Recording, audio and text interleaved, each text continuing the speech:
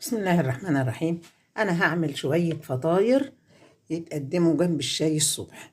ده كيلو دقيق، وعندي ظرف خميرة فورية.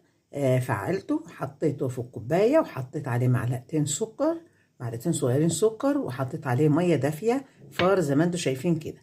وعندي هنا سكر، وعندي هنا معلقة صغيرة ملح، وعندي هنا سكر زي ما قلت لكم. أول حاجة أنا هعملها، هحط المقادير الناشفة على بعضها. بسم الله الرحمن الرحيم. هحط معلقتين السكر، معلقتين كبار سكر، دي واحدة وكمان واحدة، وكمان هحط معلقة صغيرة ملح، وهقلب كل المقادير الناشفة دي على بعضها بالطريقة دي. أنا حطيت المقادير الجافة على بعضها، معلقة صغيرة ملح ومعلقتين سكر، وبعدين هعمل حفرة في النص كده، وهحط عليها وهحط فيها الخميرة الفورية بتاعتي اللي أنا فعلتها. بسم الله الرحمن الرحيم.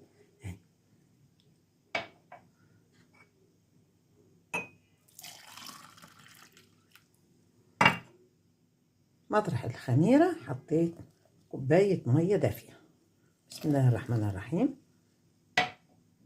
ومعايا شوية زيت صغيرين، أقل من تلت الكوباية، هحط منهم شوية وأسيب شوية ألم بيهم العجينة. وهبتدي بسم الله الرحمن الرحيم أقلب العجينة بتاعتي.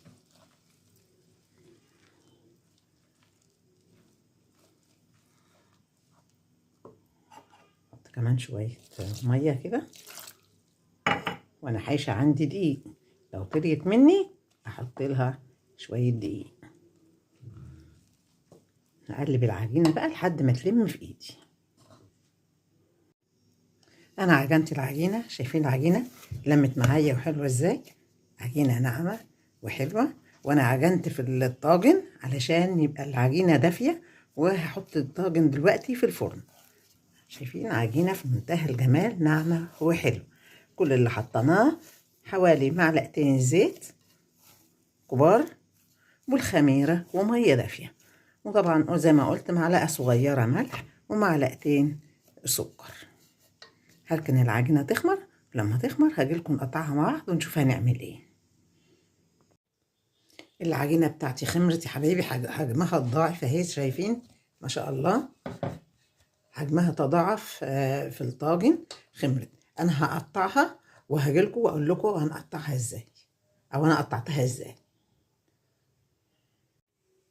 انا قطعت العجينة بتاعتي زي ما انتم شايفين كده، شايفين عجينة ناعمة وطرية وحلوة. هاخد واحدة واحدة وهفردها بالنشابة بتاعتي، هفردها بالنشابة بالطريقة دي. ولما افرد العجينة هجيبها لكم واقول لكم هنقطعها ازاي. انا فردت العجينة بتاعتي وهقطعها بالكوباية بالطريقة دي.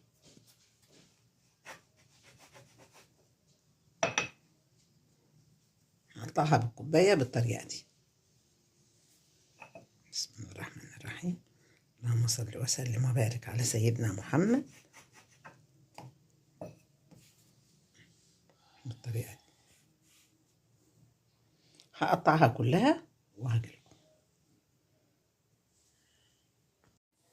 انا قطعتها بالكوباية زي ما شفتوا كده، احطها في الصينية بتاعتي، ارصها في الصينية.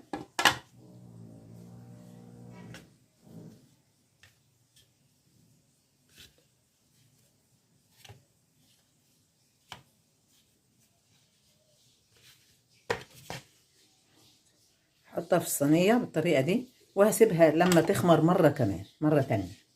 وبعدين هدخلها الفرن اسويه. قبل ما ادخلها الفرن هدهن وشها بلبن او بلبن وبيض، فان شاء الله ندهن وشها عشان تطلع موردة وحلوة.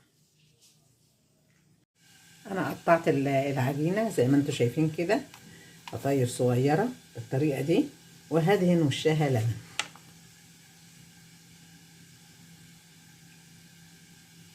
هدهن وشها لبن بالطريقة عشان تحمر وتبقى موردة.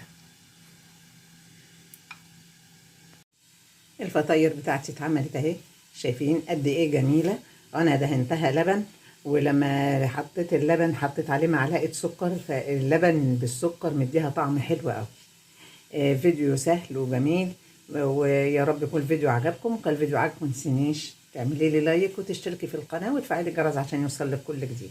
والسلام عليكم ورحمة الله وبركاته. مع السلامة.